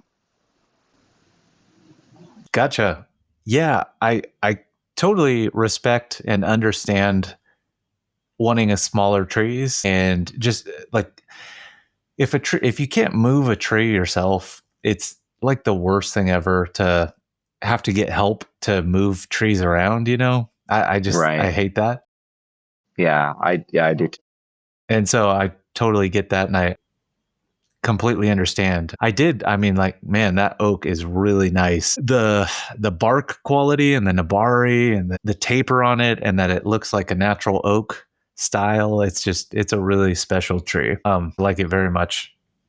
Yeah, it is. It's definitely, when it comes to oaks, it's like a quintessential oak in nature. I mean, it's not at all, I think if I remember Ryan Neal saying, when you approach bonsai, you can style it two ways. You can style it like a bonsai, or you can style it like a tree in nature. And I really tried to go for it almost just lent itself naturally to styling it like a tree in nature. But to that end, though, I think you also still, even if you take the approach of styling it like a tree in nature, you still want to have good structure. You still want to have good secondary, tertiary branches, right? It's not that, I think that's where people get a big misconception, is like, they're like, oh, it's an oak. I want it to look like an oak in nature. So it has this like broad canopy like an oak, but then underneath the hood, it's like a mess, right? Yeah. And I think that's where people kind of miss the mark is I don't think they truly understand that you can have it look like a tree in nature, but you shouldn't substitute poor structure for that ultimate design. You should still follow the principles of bonsai and the good structural setup for the tree, but you can still have that, just the same way you could have a tree styled more like a bonsai and like that triangular shape and still have good and have good structure there as well. And I think that's what I really tried to do with that tree is that it's not just a big broad canopy with a bunch of branches going in all different directions. Like it has the branches kind of moving in the right direction. I feel like on that tree. Yeah. That was like my big focus, and I'm sure Peter will do things to it to compact the design a little bit more and continue to improve the structure. But I'm very excited actually to see what he does and to see how he progresses it, say 5 years from now. For sure. I'm sure that the tree will look similar in nature, but there'll probably be some pretty significant nuances that will change as well. I'm very excited to see where that tree heads under his guidance. So, yeah. Well, you did a fantastic job with that tree. You did a very, very good job, and so awesome work there. Thank you so much. Appreciate it. Yeah. I'm curious, do you think that the tree is truly old for the size? Because I don't think I've seen another oak with that good of bark at that size proportion. Yeah, so I think the tree has a lot of significant age. I bought it from a guy by the name of Gareth Shepard, who is a longtime Santa Cruz Bonsai Club member of Santa Cruz Bonsai Kai, and I think he's a member of like the Watsonville Bonsai Society too, if I'm saying that correctly. Understanding was that I was the second owner. He collected it, and I believe he said he collected it in the Aptos area, California. So it is Yamadori, and yeah, to have that kind of bark with the fissures that it has, and to have it as high up, like a lot of times you'll see like the oaks where the old bark is like an inch or two from the soil level up, and then it goes smooth, right? Mm-hmm. Where like that old bark like goes like 2/3 of the way up the trunk, which is like it's incredible, and so I would say that tree is extremely old. Like if I had to guess, I would say it's at least 100 years old. It has to be to have bark like that. Yeah. Yeah. It's interesting. I was just talking with Travis, Peter's apprentice, about he's really into oaks. I think that's one of his favorite species for bonsai. Okay. And we were just discussing how much of that type of thing is genetics and how much of it is age. I'm sure it's both age and genetics, but I'm just curious your thoughts. Like, it seems to me that some oaks get better bark quality, but it's also definitely age. Have you witnessed that as well? Yeah, totally. I think that, it's kind of like a black pine, right? Or a juniper. We see like some black pines have much better bark than others. Some junipers, especially like our native species, like one Sierra juniper might have a little bit tighter foliage and the next one might have super leggy foliage. So I think genetics is definitely a part of it, but I think that tree probably is just super old, because I've seen so many oaks, and like JT has some super awesome, incredible oaks, and I just a number of different people over the years with oaks, and I've never seen one with bark like that good. And so that's what really drew my attention to that tree, to be honest. But I have another oak it's an English oak that came from the gentleman I was talking about, who he passed away now, but he would go and collect seeds on his business trips throughout his international travel. And this one that I have was allegedly grown from seed from him, and it has like super old bark. I mean, the trunk is huge. It's got this great old bark, and usually you see like English oaks, like the bark is, if it's not Yamadori, it's like, it kind of starts to get smoother as you go up the trunk, and this like pretty much old bark all the way up to the apex. So I think age has a lot to do with it, but yeah, I think genetics certainly plays a part in it. But I don't know that you get bark like that without adding age. I don't see how it Yeah. would be possible. I wonder, and this, I would love to ask Gareth if there were any factors that kept the tree dwarf that he could tell. Like, was it in a field that cows were grazing on, or was it something about the particular environment that kept the tree small? Or, Yeah, I wonder. I wish I would have asked that question. I mean, he's alive and kicking, so it's maybe something you could ask him if you ever run into him. Yeah. Because I'm sure he'll remember the tree. I know he was at the expo and he saw it, and so I'm sure he would be able to fill you in on that. But I do know it was collected, and I believe, like I said, it was in the Aptos area. But I do not know the lay of the land in terms of like what other things were around it that could have caused it to be that stunted. But yeah, definitely something, because to stay that small and have bark like that, like something had to be, some type of animal or natural act had to have occurred to keep it that way. Yeah. Interesting. Or it could be like soil type, or it was growing in a rock pocket or something, or I don't know. I Totally. Yeah. definitely would like to ask him though. Yeah, for sure. I think you should. I'd be interested to know too. Cool. And I've heard he collects a lot of oaks, or he has collected quite a few oaks and has had some for sale. Is that what you've experienced? Yeah, for sure. I got connected with him several years ago, and I didn't really realize how many oaks he actually had until I went to his house and bought that tree, because he had quite a few. And Yeah. so I guess he just had collected a lot over the years, and he's kind of in the right country for it. I mean, that Santa Cruz area up there, I think that it's along the coast, so the coastal live oak, like I guess that would make sense Yeah. to where they'd be growing, right? For sure. For sure. Cool. I heard I was talking, like, randomly messaging on one of the bonsai forums, and someone made a point that was interesting that I've just never really thought about, which was that this individual didn't think that valley oak was collectible, or substantial valley oak trunks would be collectible. And I'm not sure, like, of the reason, but I guess, come to think of it, I see a lot of coast live oaks that are collected, but I don't see very many valley oaks that are collected. Right. Have you ever, or do you have any thoughts on that?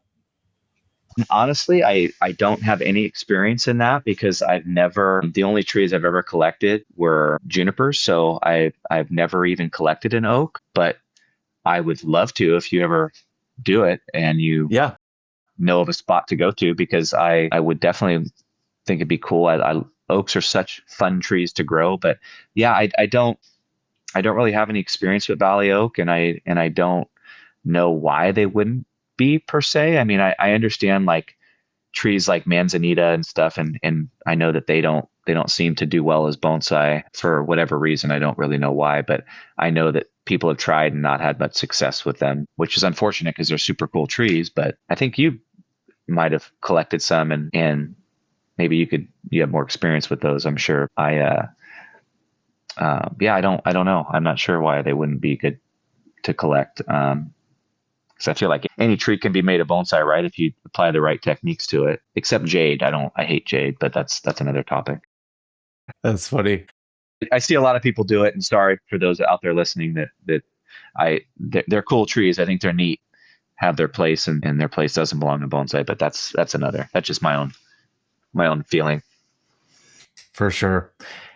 I guess I'm curious, do you have any tips for working with oaks? I feel like your oak always look really nice, and I hear a lot of people get fungal issues, and they can be challenging to work with. Any suggestions just in general? And do you spray your oaks a lot?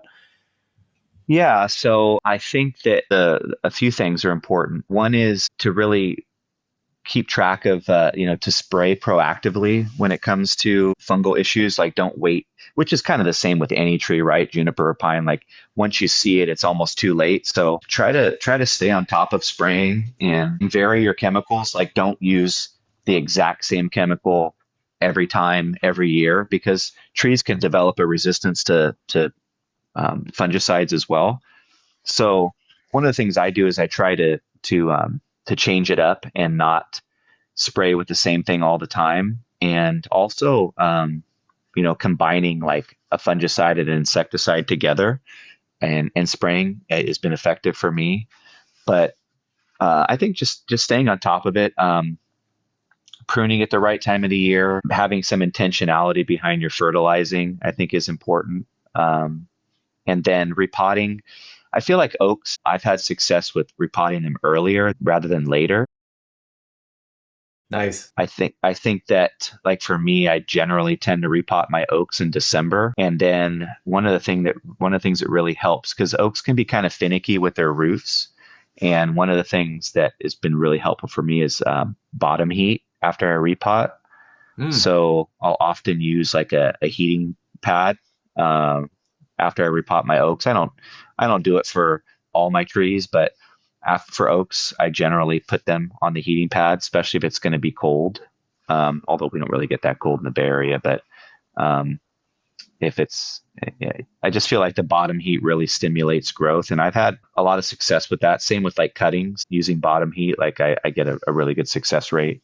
And then I think just any tree in general that you do a pretty intense repot on, like if you are doing like a half bare root, or you're doing something where, maybe like, I'm sure this has happened to you, where like you're repotting a tree and it hasn't been taken care of properly and the root ball kind of just falls apart on you and you're left with not a whole lot. The bottom heat is really crucial and really helps to get that tree moving, and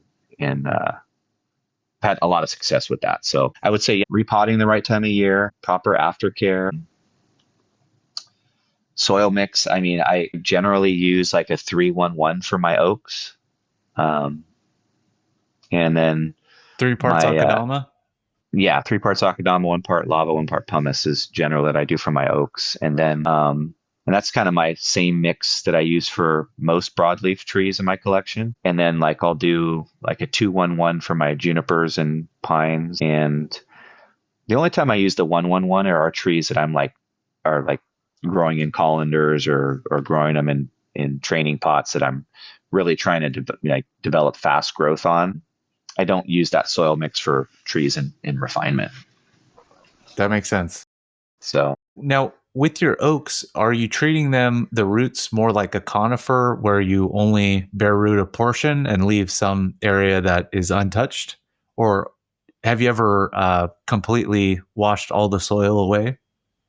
I have actually, and it's kind of interesting. I do agree with the philosophy of, because there's, it's horticultural backing behind not completely bare rooting a juniper or a pine. But I think if you have a small enough collection and you're experienced enough in bonsai and you can provide the proper aftercare, like you can give that tree the attention it needs, you can put it on a heat pad. I think that as long as the tree is healthy, I think you can get away with just about anything. Now, if it's a weak tree, then obviously bare rooting it would be a horrible idea, right? But it's kind of along the same lines as like, you hear people say, never completely defoliate a broadleaf. Well, as you know, you can do that. Peter does it. I've done it. It has to be done on super healthy trees, but they do it in Europe. They completely defoliate their olives, again, only on super healthy trees. But there'll be some people that will say, well, never completely defoliate or whatever. And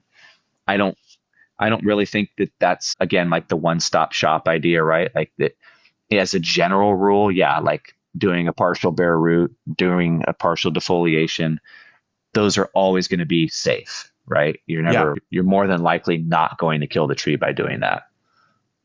But then as you get more aggressive, then obviously you're upping your odds of the tree not making it. So if you're inexperienced in bonsai, I would say don't do that. And I think that's what works so well with like the partial bare root, with the partial defoliation. And there's also reasons for it too, right? Like you don't necessarily always need to fully defoliate a tree.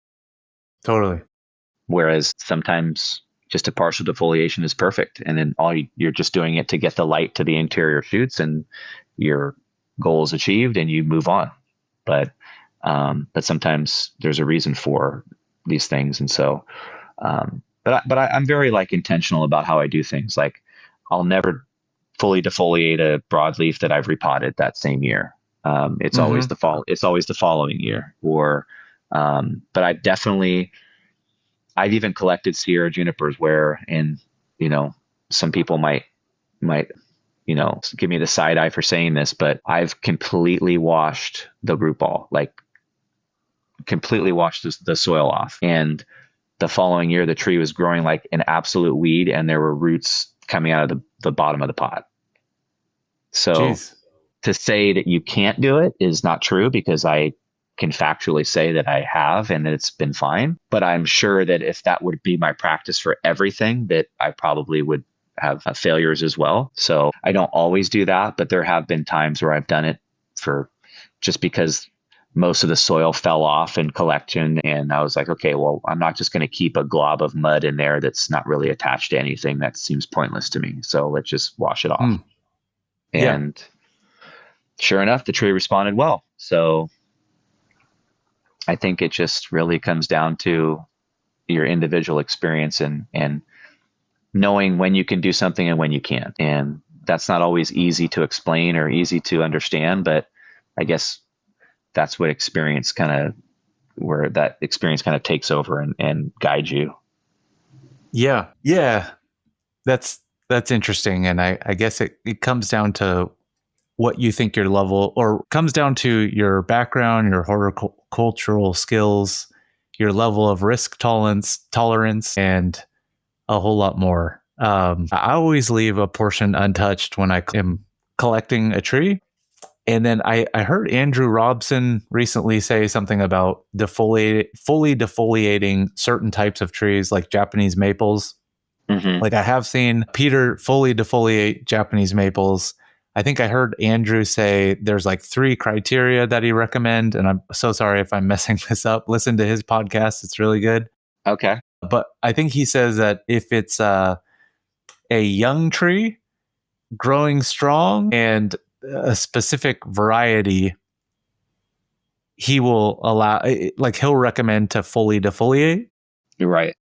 But not like, I don't think he ever fully defoliates Japanese maples. So yeah, and I think I'm along the same line, right? Like I wouldn't do it as a matter of practice, but there might be a time, maybe once in the tree's life, if it's super vigorous, super healthy, it's not a year that I'd repotted, and maybe I just wanted to fully defoliate it so I could really wire it out perfectly and fine tune everything. Sure, why not? I mean, and that's one of the reasons why I might fully defoliate a broadleaf, because if hasn't been repotted and it's super vigorous, super healthy, and I just want to make my life easier with wiring, then why not? And so I had done that, and trees have responded really well. I can't really say that I've had anything die from doing that. And I think that's because I've not done it on trees that were weak. I think if I would have done it on a weak tree, maybe it would have died. For sure. So, it's just anything in bonsai, right? I mean, if the tree is super healthy and super vigorous and it hasn't undergone a recent repot, I think that it really gives you a lot more leeway in terms of what you can do. Absolutely. And I think that, folks get stuck like, oh, I can't do this because I've just been told I can't do it. And it's like, well, that's sort of true, but not really, not always. So. Most definitely. Yeah. I did notice on the oak that you won the PBE award in one of your old posts, and I was just looking at your Instagram before this podcast. You said that it was a Coast Live Oak hybrid. Yeah. So that's sort of it's funny because I got different, like Gareth told me that it was a Coast Live Oak. And then some other folks that have experience with oaks said that it might be like a hybrid, because how Coast Live Oaks will tend to have like more of an oval shaped leaf. Yeah. Or even sometimes roundish. This one has like kind of a pointed, very kind of like spiky. And so I'm wondering if it might be like a hybrid between like a Coast Live Oak and like a Holly Oak maybe. But yeah, I don't really know. I think oaks are kind of like, they're really cool trees in the sense that there's so many different species of them, and they can be hybridized, and they can kind of cross pass with other oaks, and they kind of take on a different shape leaf, and which is what's really fascinating to me about oaks. And so I don't know that it's like, I believe it's mainly a coast live oak, but I feel like something happened along the way with that tree when it was, whenever the seed germinated, however many years ago. I think I don't know that it's just a straight coast live oak. Yeah. I still don't fully believe that it's just a straight coast live oak. I think there's something different about it. Gotcha. Yeah. Super, super interesting, super fun to talk about. And I love that there's hybridized versions of oaks and junipers and pines, but I think what's most important is that it's a badass tree, and it doesn't really matter, but it's fun to talk about. So cool. I like it. For awesome. Sure. Sweet, man. Well, maybe one more question for you. Sure. Totally. Okay. I was curious. This is a super random question. If there's any topics you want to hit on, I'm totally good with that as well. Okay. I'll ask mine, and then if you have any, then that's totally cool. If I was to give you a tool right now, it could be any type of like bonsai tool or something related. What would you like magically? I could make it appear. Cost is no issue. Is there something that comes to mind? Wow. Well, it's interesting when you say that. The first thing that comes to mind is that multifunctional shear that Marco Invernizzi worked with Masakuni to create several years ago. And I never bought the tool, but I felt like it had some good functionality to it. But it seemed like it never really. I feel like it kind of was a fad for a short period, and then it just never took off, and hence why you don't really see it anymore. So no, I don't know that there's any like magical tool that I would necessarily create for bonsai. I think that every, certain tools have certain functions, and I know that there's tools that can be interchanged that I don't necessarily like. For example, like a knob cutter, like a large knob cutter and a trunk splitter. Like, I don't personally like trunk splitters. I think they break super easy. I think that they're difficult to use based on the angle of how they're made. And I've not found them to be very beneficial at all. I feel like I can get a much more controlled split with a knob cutter just because it has like that more flat surface, Yeah. And like if I'm separating a lifeline from a tree, or or if I'm working with dead wood, like I would much rather use that tool to split the wood and tear it than like a trunk splitter. I just think that tool sucks. Like I've never enjoyed using it. I don't. There's probably people that love it, and if it works for you, great. But for me, I just never found it to be that functional. So that's not a tool that I have in my collection of tools. Yeah. So what about, I would say more. Go ahead. Oh, sorry. I was going to say, what about like so I don't even know what you describe these things as, but just other things that would help you with bonsai. So for example, like, hydraulic table cart, or like one of those Japanese sprayer things to clean dead wood, or, it could be anything, like just.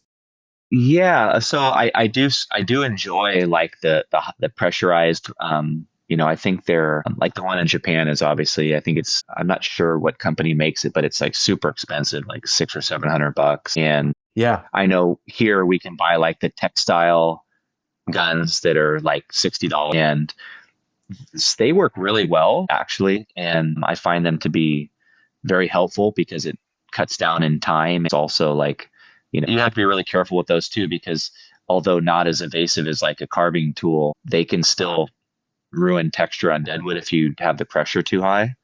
Got it. So yeah, I would say use it, but be cautious in where on the deadwood you're using it on, because if it's super textured, kind of fine deadwood, like on a Sierra, where the wood is not as hard as like a Rocky Mountain, it could damage. So just be careful on the pressure. But yeah, I don't know if there's any tool necessarily that I would say.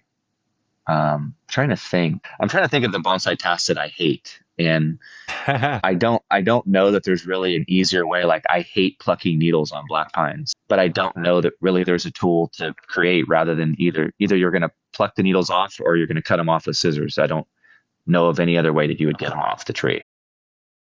Totally. Not until we create humanoid robots and we can program them with AI and plug in a Japanese professional's consciousness to take on that task. I think that would be the only tool to help you there. I think if I was like running a nursery as like a business and I had hundreds or thousands of trees, and I think I would definitely want one of those machines that like mixes the soil for you. Like I would not want to be there sifting soil by hand if I had 300 trees to repot in the wintertime. For sure. That would suck. But so, yeah, I would say like for efficiency wise, like I have a small collection. So like I'm totally fine with doing everything by hand. And to that end, actually, if you don't mind, I would, unless you have more questions, I would like to talk a little bit about deadwood and like, yeah.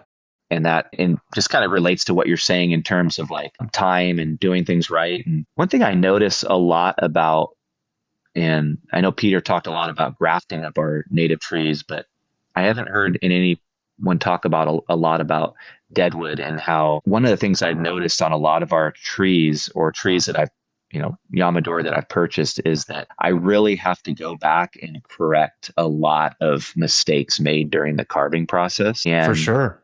And I think that has to do with people just getting too Dremel happy, too Fordham happy, just, wanting to carve up everything. And I feel like that's the quickest way to just totally ruin a piece of Yamadori or even any juniper that you're carving. I think there's a time and place for it. Like I have a Fordham and I use it and it has specific functions, but I think that it should be used sparingly and that anything you do deadwood wise, if you can do it by hand, like you're sure it's going to take you 3 times as long, but your end result is going to be like 100 times better. And your mistakes are going to be so much easier to fix than if you just if you have like a super invasive carving bit and you slip up, right? You can not only hurt yourself, but you could really just dig into a lifeline, or you could totally ruin the texture of a piece of old deadwood. Whereas doing it by hand, like you're pulling pieces away slowly. And so your ability to create good texture deadwood is going to be better. And the likelihood of messing it up is going to be a lot less than if you were using a power tool. So just something to think about. I've just seen so much work that is so heavily carved and it just looks very, very man-made and super, to my eye, not good at all. So I don't know about I know you've worked on a lot of collected trees. I don't know what your thoughts on that are, but I'd be interested to hear where you're at with that as well. Yeah, no, I think this is a great topic. I agree with everything you just said. I think in general, if we can find Yamadori where we don't have to carve, that's always a better thing. And often Mother Nature does a better job than we could ever do. And so, like, for example, with your Sierra juniper, I mean, if someone took a carving bit to that would be absolutely horrendous. Yeah. The polar opposite of what you would want to do. We want natural deadwood. But there is a time and a place to carve. One thing I really like is when we carve or create shari over time. And I feel like part of creating it over time and doing, like let's say like on those Yamadori or Yamadori-esque man-made Shimpaku whips that people twist up and then they carve over time. I do like adding shari like slowly over time because I think it creates steps. So essentially, like if you take off a very thin layer, then the live vein is going to expand and grow out. And then you take off another thin layer next to the original shari that you made, then that piece is going to be slightly higher or elevated compared to the original strip that you took off. Right. And if you keep doing that over multiple years, you just get a really cool effect where there's like steps. And to me, it looks a lot better than if you just took a big fat, like 2-inch shari out. So I'm kind of going off on a different subject than you brought up. I'm sorry about that, but I think that's really good. No. And I think I agree with you 100%. I actually just carved one of my junipers. I did it all by hand. It took me forever, but I'm pretty happy with it. I do think that like on the one that I just did, it's just going to take time to allow it to naturally age a bit and get some striations and some lines going on. And I think just deadwood just looks better when it's carved and then it has time to age naturally. Yeah. One person that I really like his carving, and I've only seen a little bit of it. Have you seen Drew Binkley's carving? No. Bjorn had him on the Bonsai-a platform, and essentially what he does, looks like to my eye, is he takes what's already there. So all the lines and striations in the deadwood that are naturally occurring, he just enhances those and makes those look bigger, but it looks very natural to me still. I like that kind of thing. Yeah, one of the guys that I think is probably like in my mind the best is he's actually on Instagram and his name is Andres Bicocca. It's like yeah. Bicocca. And his first name is Andres, Andres. His work to me, I have to say, is number one. Like I yes. have out of everyone that I've seen work agree on with you. trees, like it's absolutely incredible. And I do subscribe to the burning, the torch effect on newly created deadwood. I think that as long as you're careful about it and you don't overly, I think people torch it too much. I think all you really need to do is just torch the fine fiber. For sure. Yeah. Andre's carving is excellent. And it looks like he's pulling fibers and he has like a specialized tool that he uses. I want to get one of those. I think he sells them and I need to reach out and get one of those. But he's pulling fiber and he's breaking and it looks very natural and very, very good. Yeah, I'm really glad you pointed that out. And his Instagram stuff is really great. So definitely should follow it if you're not. Yeah. Awesome, man. Well, hey, Mike, I really appreciate you jumping on here. Big fan of all your work. Love following all your Instagram stories. Cool. Awesome, Mike. Well, hey, thanks so much, man. And I will talk to you soon. All right. Take care. Bye.